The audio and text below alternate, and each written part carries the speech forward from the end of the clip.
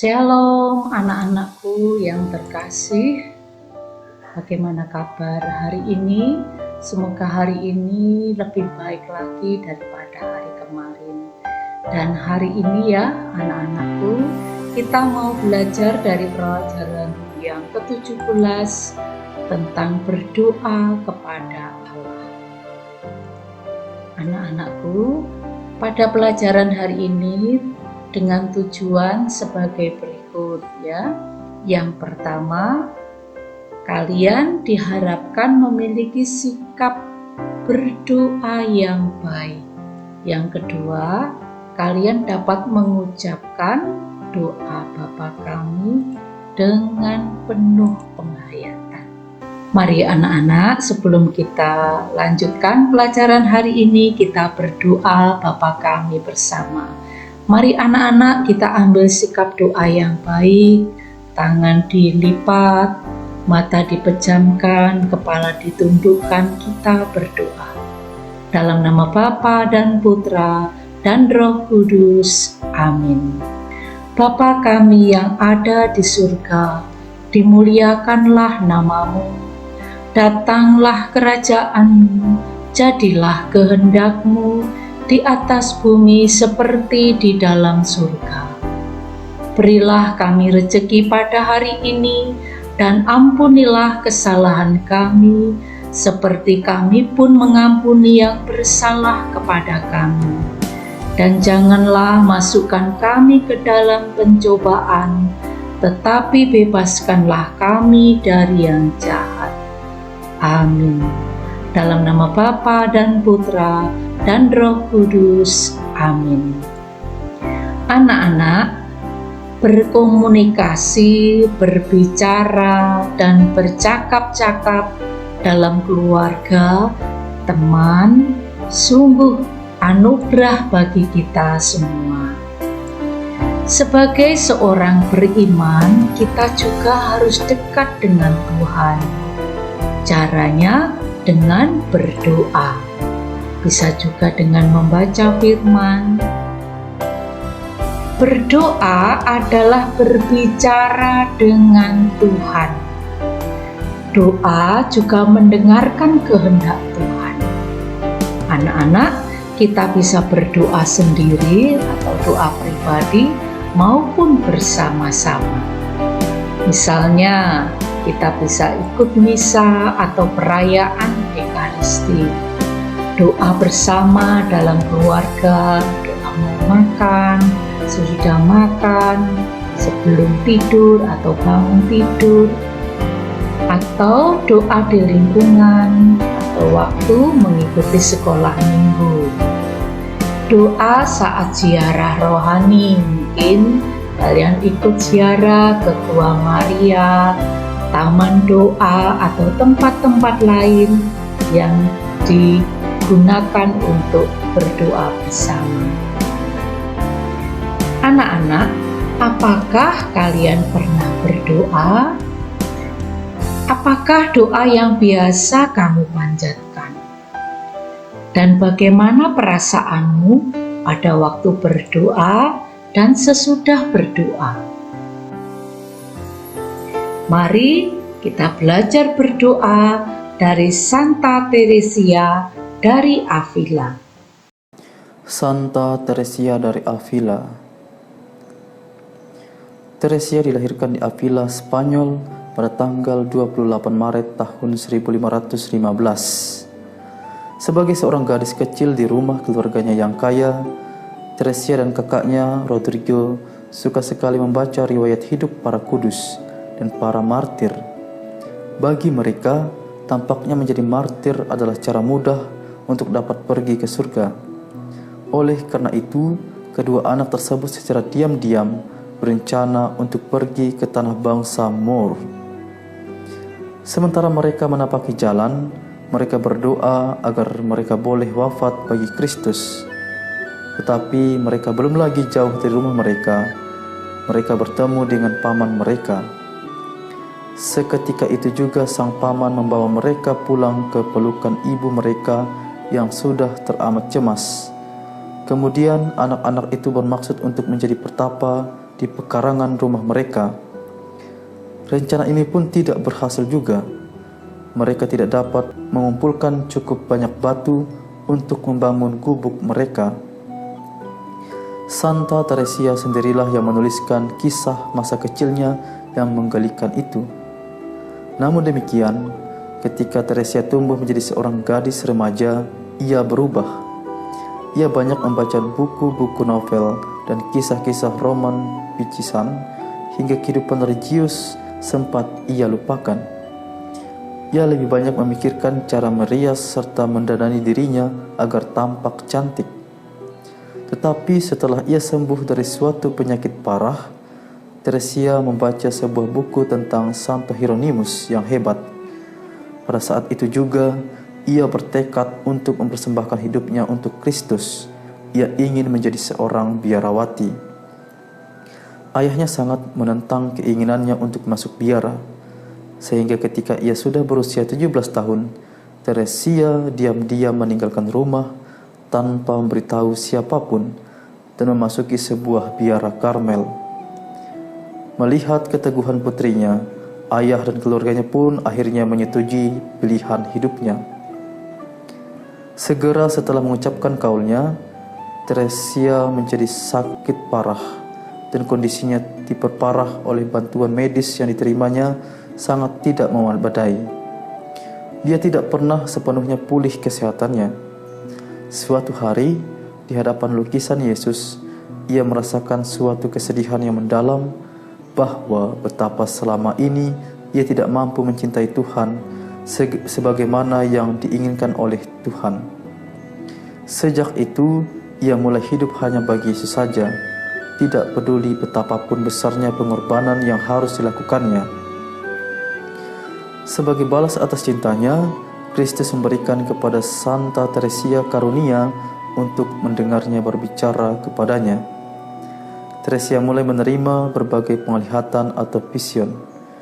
Vision yang diterimanya kemudian diteliti oleh pembesar Ordo Dominikan dan Serikat Yesus, termasuk Santo Francis Borgia, juga ikut meneliti penglihatan-penglihatan yang diterima oleh Teresia ini. Mereka semua kemudian sepakat dan memaklumkan bahwa penglihatan yang diterima oleh Suster Karmel Teresia adalah benar dan kudus. Teresia merasa biaranya terlalu longgar peraturannya dan jauh dari kehidupan rohani yang dicita-citakannya. Karena itu, ia kemudian memelopori gerakan pembaharuan dalam biara Karmel. Hal itu tidak mudah. Banyak biarawati yang sudah terbiasa hidup santai, tidak berdisiplin dan melupakan cara hidup asketis sangat menentang gerakan pembaharuannya. Tuhan kemudian mempertemukan Suster Teresia dengan seorang biarawan Karmel yang kudus, yaitu Santo Yohanes dari Salib, yang juga memiliki semangat pembaharuan bagi Ordo Karmelit. Bersama-sama mereka berjuang memperbaharui kembali semangat spiritualitas Ordo Karmel melalui kehidupan membiara yang suci dalam doa, serta menjalankan puasa dan berpantang dengan sangat ketat. Mereka mendirikan biara-biara Karmelit yang baru. Biara-biara tersebut dipenuhi oleh para biarawati yang rindu untuk hidup kudus. Mereka banyak berkorban untuk Yesus. Teresia sendiri memberi teladan kepada mereka. Ia berdoa dengan cinta yang menyala-nyala dan bekerja keras melakukan tugas-tugas biara. Santa Teresia adalah seorang pemimpin besar dan seorang yang sungguh-sungguh mengasihi Yesus serta gerejanya. Ia wafat pada tahun 1582 dan dinyatakan kudus oleh Paus Gregorius ke-15 pada tahun 1622. Ia digelari doktor gereja oleh Paus Paulus ke-6 pada tahun 1970. Bagaimana doa yang baik dan benar menurut Tuhan Yesus? Ikuti kisahnya berikut ini. Dan apabila kamu berdoa, janganlah berdoa seperti orang munafik. Mereka suka mengucapkan doanya dengan berdiri dalam rumah-rumah ibadat dan pada tikungan-tikungan jalan raya supaya mereka dilihat orang. Aku berkata kepadamu, sesungguhnya mereka sudah mendapat upahnya. Tetapi jika engkau berdoa, masuklah ke dalam kamarmu, tutuplah pintu, dan berdoalah kepada Bapamu yang ada di tempat tersembunyi. Maka Bapamu yang melihat yang tersembunyi akan membalasnya kepadamu. Lagi pula dalam doamu itu, janganlah kamu bertele-tele seperti kebiasaan orang yang tidak mengenal Allah. Mereka menyangka bahwa karena banyaknya kata-kata, doanya akan dikabulkan. Jadi, janganlah kamu seperti mereka, karena Bapamu mengetahui apa yang kamu perlukan sebelum kamu minta kepadanya. Karena itu, berdoalah demikian: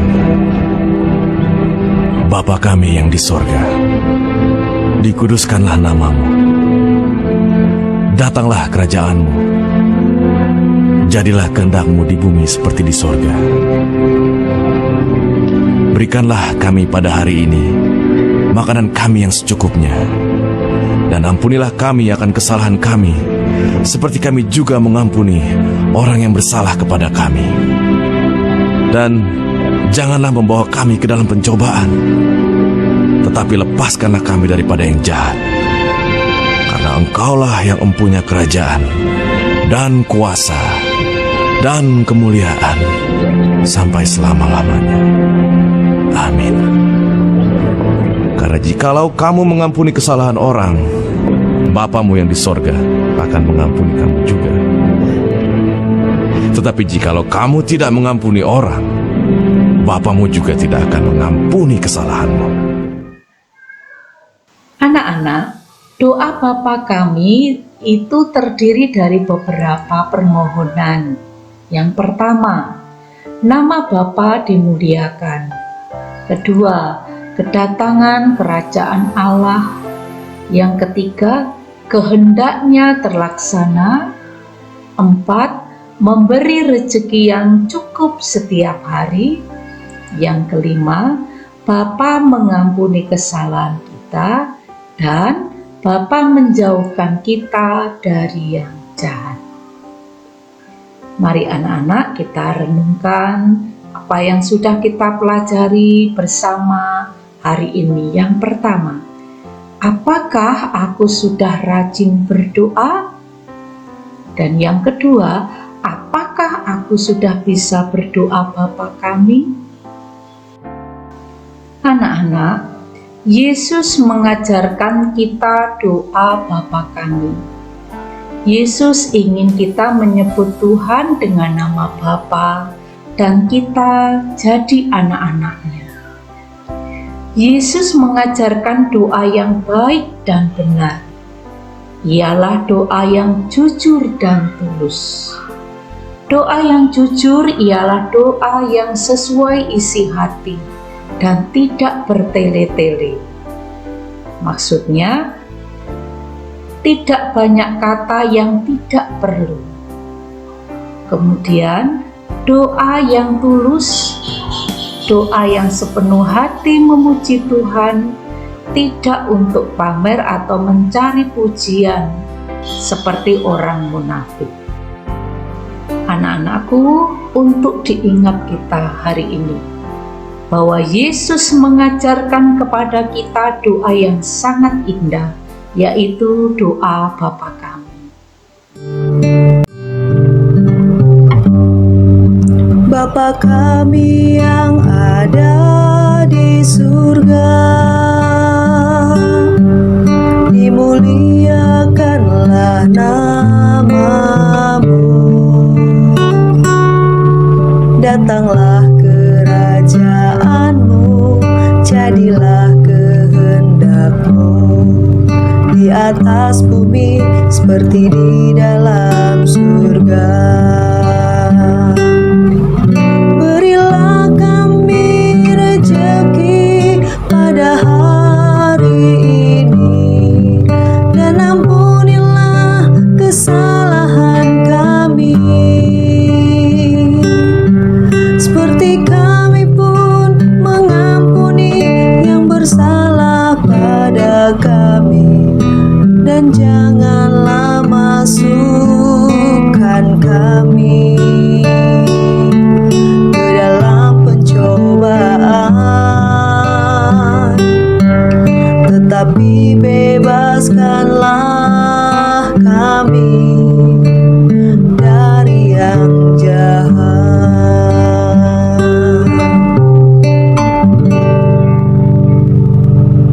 Terima kasih anak-anak, kita sudah belajar bersama. Sampai jumpa kembali. Tuhan memberkati. Dalam nama Bapa dan Putra dan Roh Kudus. Amin.